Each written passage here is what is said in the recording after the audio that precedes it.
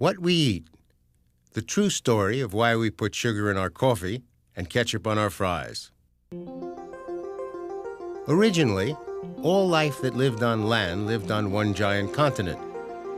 Then forces inside the Earth started breaking that landmass into the continents we have today and pushing them apart.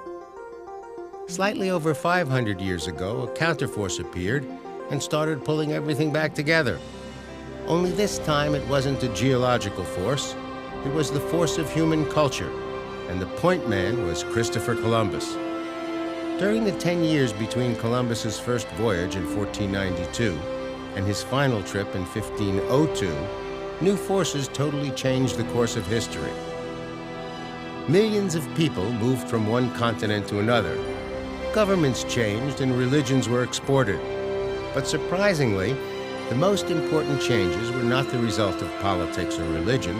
They were the result of plants and animals being exchanged between two worlds. We call them the Old World and the New World. But I think what we really had were two old worlds. After all, people have been living in the Americas for 35,000 years. Even to a man my age, that's a considerable length of time. I think what Columbus did was introduce the two old worlds and in the process create one new one. And the exchange of plants and animals that took place altered the way people ate. And that changed everything on the planet. What our series does is look at those changes and how they continue to affect our lives every day in ways you wouldn't imagine.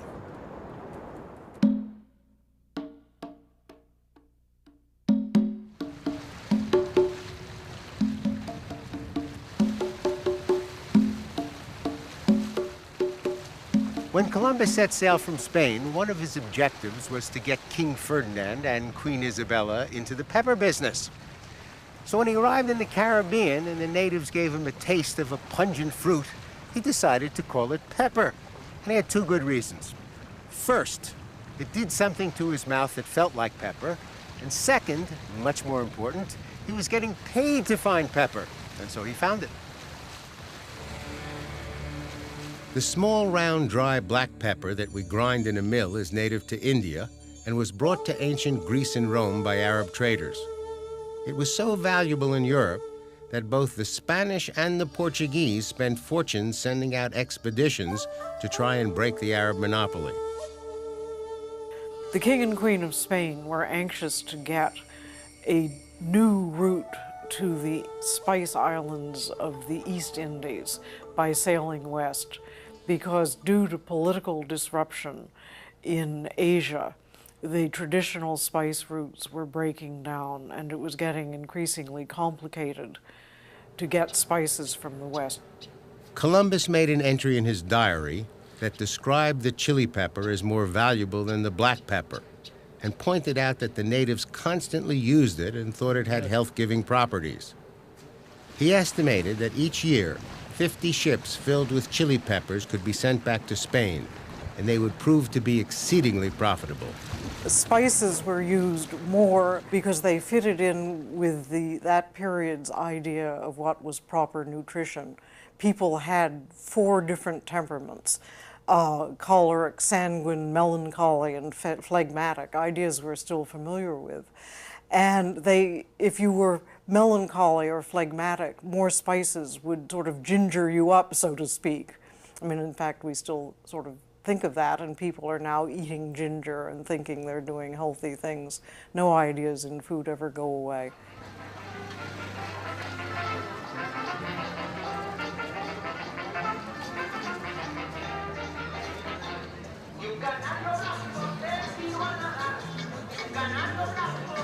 The birthplace of the hot pepper was probably central Bolivia, and over the centuries it became the spice most used by Native Americans.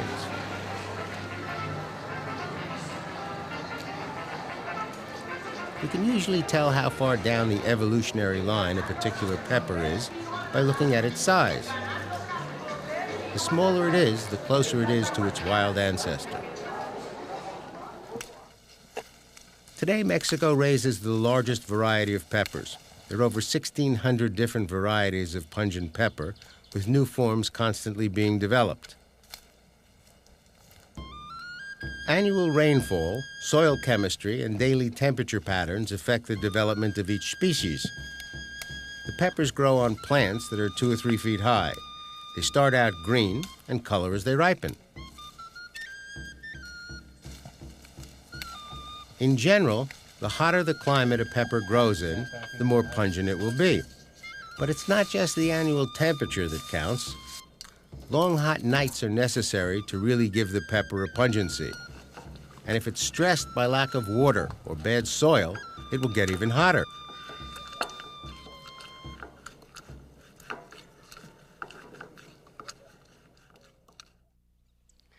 Archaeological evidence indicates that the natives of Mexico have been using chili peppers for 7,000 years.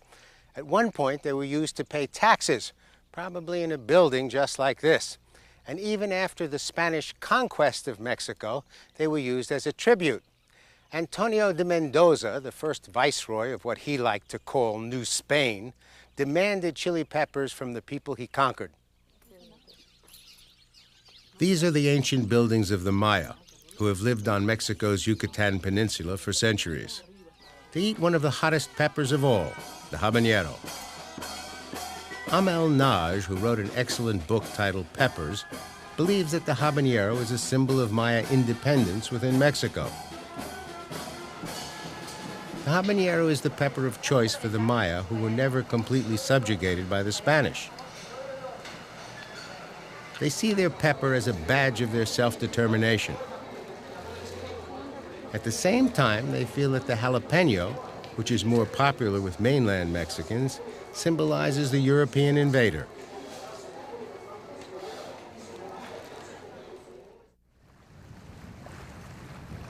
A key moment in the history of the hot pepper came with the signing of the Papal Treaty in 1494. At a point that was 370 leagues west of the Cape Verde Islands, the Pope took his magic marker and drew a longitudinal line that divided the world in two. The Spanish had the right to explore and trade in the area to the west. Portugal got everything to the east, which included Africa and Asia. But they didn't get around to drawing a second line in the Far East. So in 1529, the Pope had to come all the way back and construct the Treaty of Zaragoza, which gave Spain the Philippines and Portugal the Spice Islands. As a result, the Portuguese and the Spanish spread hot peppers around the world.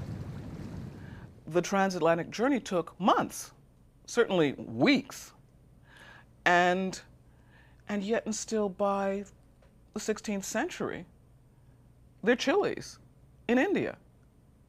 And people are not only using them, but adapting, adjusting, and loving them. And much of that gets attributed to the Portuguese. I sort of have this mental picture of those black-robed Jesuits with deep pockets and sort of seeds and things coming out of these pockets. And part of it was the whole virtual mandate. After Prince Henry the Navigator, the Portuguese were the world explorers. I mean, they are the ones who circumnavigated the globe. The whole idea of the Treaty of Tordesillas and East and West and that division and who owned the East. And of course, that line is the line that makes Brazil speak Portuguese. African slaves were the primary source of labor in the Portuguese and Spanish colonies. The Portuguese ended up traveling around the world looking for new sources of slaves, and as they traveled, they brought along their hot peppers. By the time the British came to dominate the slave trade in the middle of the 1600s, American peppers were so important to Africans that the British included them in their rations on board the boats that carried the slaves to the Americas. But strangely enough, when Columbus brought hot peppers back to Europe, they were not well accepted, except in Hungary. At the time, Hungary was controlled by the Turks, who had learned about hot peppers from Arab and Indian traders and brought them back for the Hungarians. The Hungarians loved the flavor, but not the heat. So at harvest time, they would cut out the seeds and the vein where the heat was concentrated and dry out the rest of the pepper. They'd grind it into a powder, which was called paprika, the flavor of Hungary.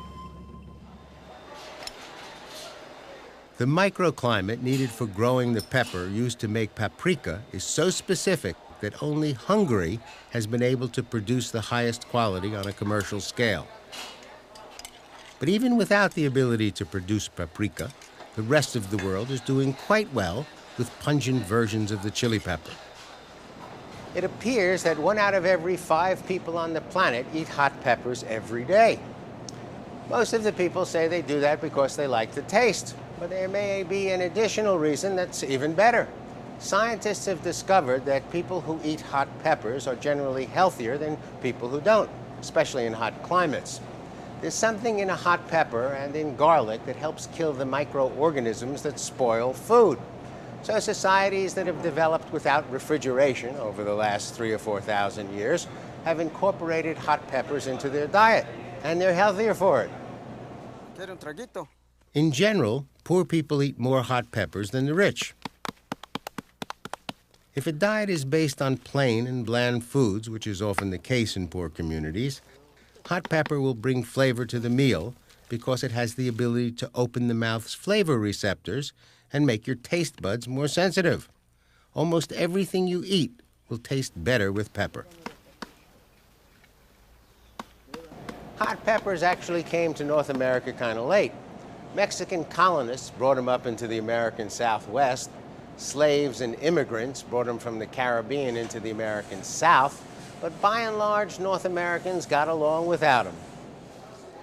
These days, however, pungent peppers in the United States are becoming a hot business.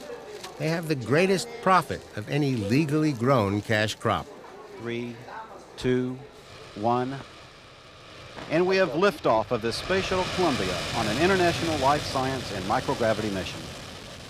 The United States is becoming a nation of pepper lovers. People who had no interest in pungent foods are beginning to try them, and those who are already into the hot sauce want it hotter. In 1982, hot sauce was part of the basic rations for American astronauts in space. But astronaut William Lenoir took a fresh jalapeno along just to play safe.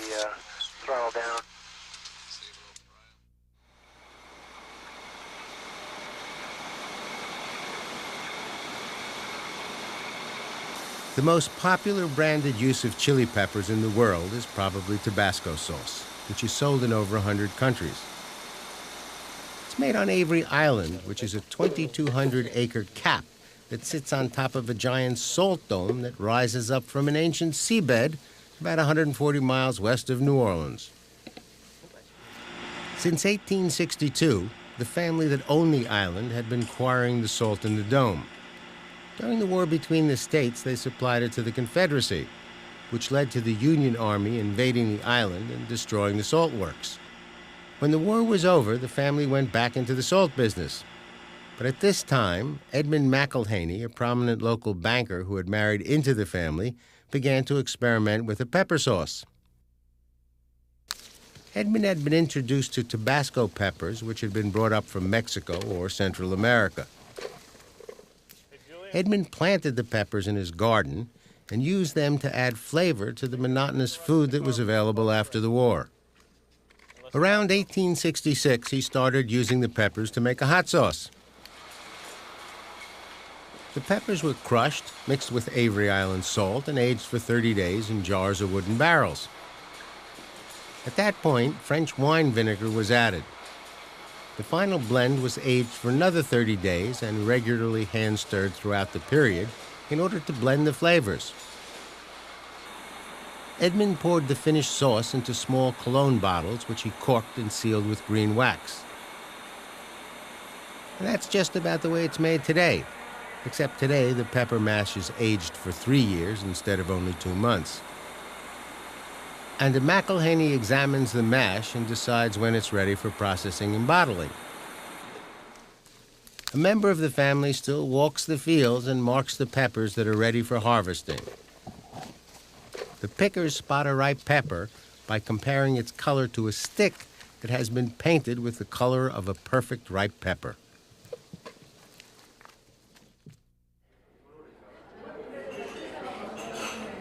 In 1877, a British scientist working in India discovered the substance in a hot pepper that makes it hot.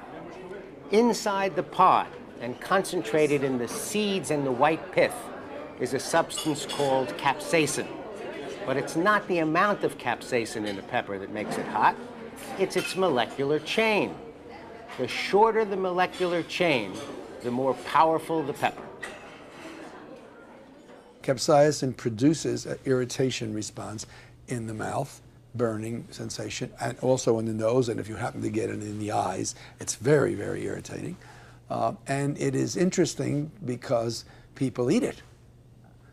And what are they doing eating something that causes so much distress? Little infants don't like it. Little children in Mexico, where it comes from, don't like it. And yet it's now probably the most popular spice in the world, if you don't count garlic as a spice. And it's eaten, by probably 1 billion to 2 billion people every day. So it's one of those remarkable turnarounds.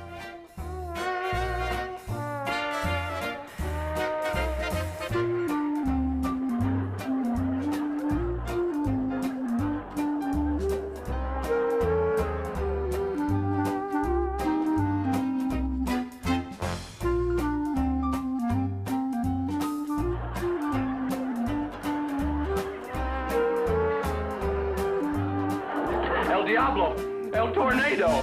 When you continually get pain, there's reason to believe your body mobilizes its own opiate system called endorphins in the brain, which modulate the pain. Now, normally, if you do something painful, you'll stop doing it. But in the peculiar case of chili pepper, or by the way, smoking, where there's a lot of social pressure to keep it up, you keep inflicting pain on yourself. It's not a normal event. And in that case, it's possible that the body's endorphin response builds and builds and builds, and even overshoots what it has to do, and ends up producing a pleasure experience, even though it was originally there to simply modulate the pain. So it's pretty clear that people get to like the very same thing that they originally don't like. That is, their mouth doesn't change. They're just become, the same message goes to their brain. It was originally, get this out of my mouth, and now it's, boy, that tastes good. In 1912, the pharmacist Wilbur Scoville developed a technique for measuring the heat of a pepper. The Scoville scale ranges from 0 for the green bell pepper to 210,000 for the habanero. It's one of the hottest peppers known, and people who are not used to taking it could probably suffer a terrible choking sensation. I certainly would not advise anybody to indulge lightly in peppers if they're not used to them. On the other hand, if somebody is used to pungent peppers and they're building up their need for the bigger thrill, then habanero is up at the top, along with a few other Asiatic peppers nowadays. It's quite probable that people who get that incredible sensation of burning, the fiery feeling, are releasing all sorts of hormones in response, and maybe the pepper high is equivalent to the bungee jump. Different peppers impact different parts of the mouth. Since each part of your mouth is sensitive to different tastes, where you get hit is important. Which brings me to the question of first aid. Capsaicin does not dissolve in water. So if your mouth is burning and you drink a glass of water, all you do is spread out the pain. It does, however, dissolve in alcohol. So when you're in pain, you get a glass of vodka and use it as a mouthwash. But don't forget to spit it out.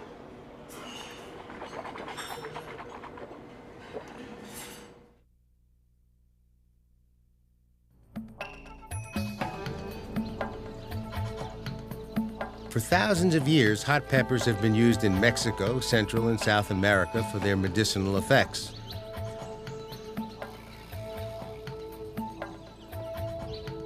The Aztecs rubbed hot peppers on sore muscles.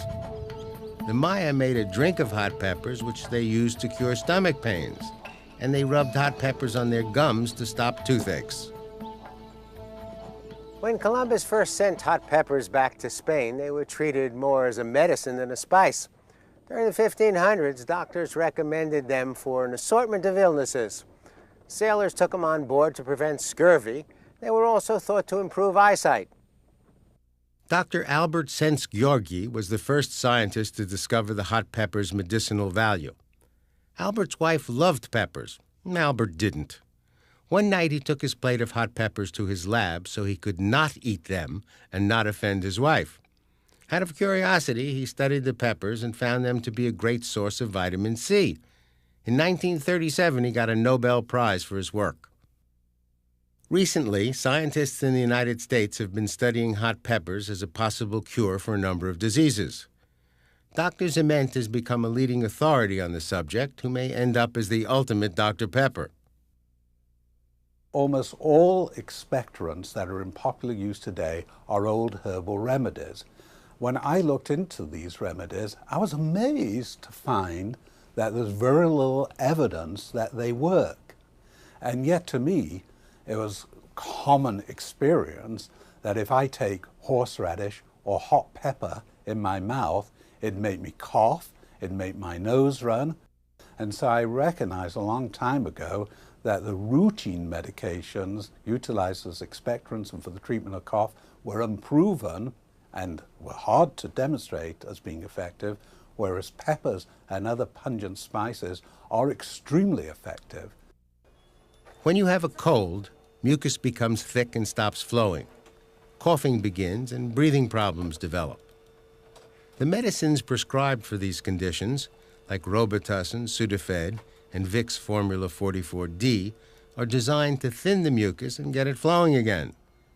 The capsaicin in hot peppers acts in the same way as the medicines. And it's interesting to know that the Food and Drug Administration approved the use of capsaicin for the purpose of treating pain and arthritis, and it's available as a prescription drug. I think I'm right when I say that chili peppers are the only spice which have given rise to a drug which has been approved by the FDA for prescription by orthodox physicians. Dr. Zement thinks that Columbus may have suffered from a respiratory illness, which might explain why Columbus made such a strong pitch for hot peppers. People are often interested in anything that has to do with their own medical problems. Salute. Columbus was a magnificent neurotic, deluded neurotic, and I like to think that probably he also had bronchitis and had a strong personal interest in looking for a better cure for his bronchitis. And ideally, finding the right type of peppers would have been an adequate treatment. And I don't say this entirely lightly, because there's good evidence from earliest history that peppers were not just used as food flavors, they were used as medicines. And one of the major things they were always used for in history as hot remedies, they were utilized for treating cold diseases, namely the common cold and bronchitis. It appears that chili peppers were the first spice used by human beings, and they changed just about every cuisine on the planet, from Indian curry to Texas chili. Looks like Columbus discovered a spice that was more valuable than the one he was looking for, and one that might turn out to be an important medicine. For What We Eat, I'm Burt Wolfe.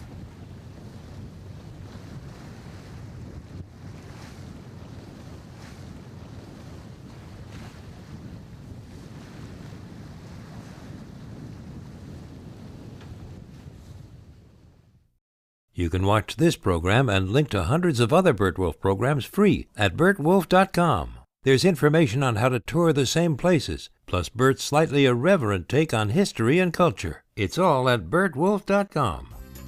The small, round, dry black pepper that we grind in a mill is native to India and was brought to ancient Greece and Rome by Arab traders. It was so valuable in Europe that both the Spanish and the Portuguese spent fortunes sending out expeditions to try and break the Arab monopoly.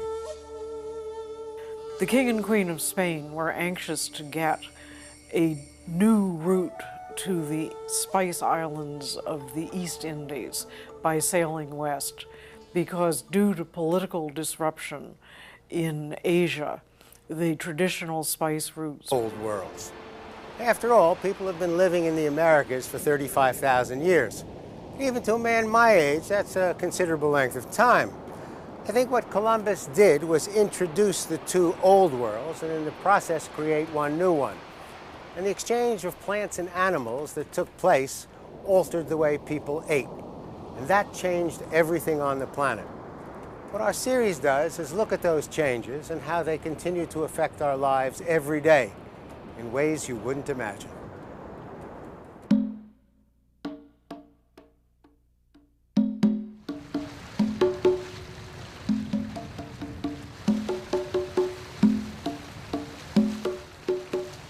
When Columbus set sail from Spain, one of his objectives was to get King Ferdinand and Queen Isabella into the pepper business. So when he arrived in the Caribbean and the natives gave him a taste of a pungent fruit, he decided to call it pepper. And he had two good reasons.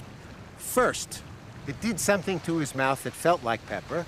And second, much more important, he was getting paid to find pepper. And so he found it.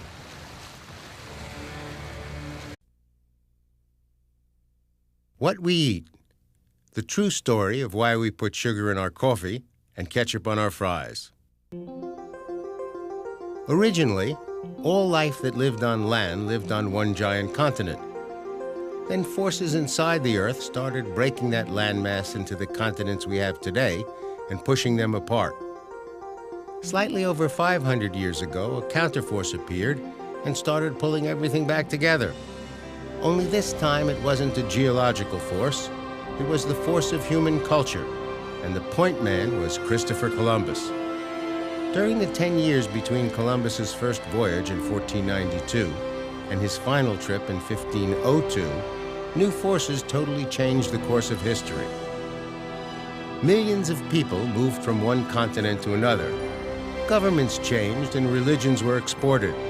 But surprisingly, the most important changes were not the result of politics or religion. They were the result of plants and animals being exchanged between two worlds. We call them the Old World and the New World. But I think what we really had were two